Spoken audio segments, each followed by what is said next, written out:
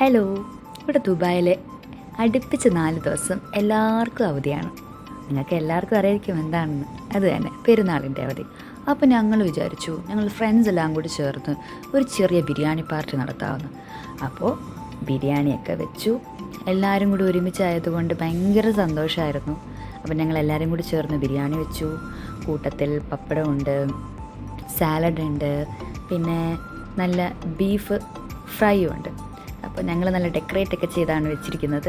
ഈ ഉണ്ടാക്കിയ സാധനങ്ങളെല്ലാം നമ്മൾ നല്ല ഡെക്കറേറ്റ് ചെയ്ത് വെച്ച് കഴിക്കുമ്പോൾ നല്ല പ്രത്യേക രുചിയാണ്.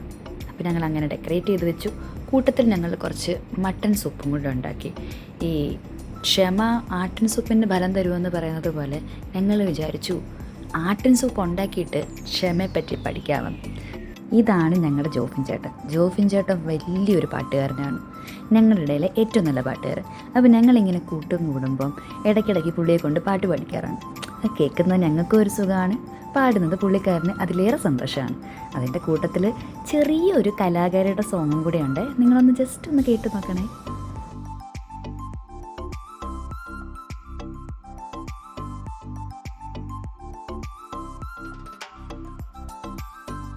ये लम्हा कहाँ था मेरा,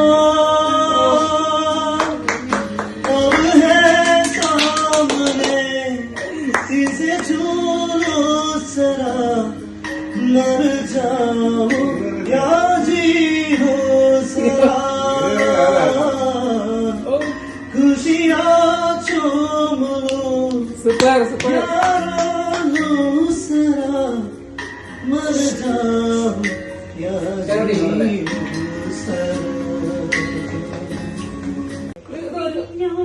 നിന്നോടെനിക്കുള്ള പ്രണയം ചൊല്ലുവാൻ ഞാൻ കാത്തിരുന്ന ദിനം,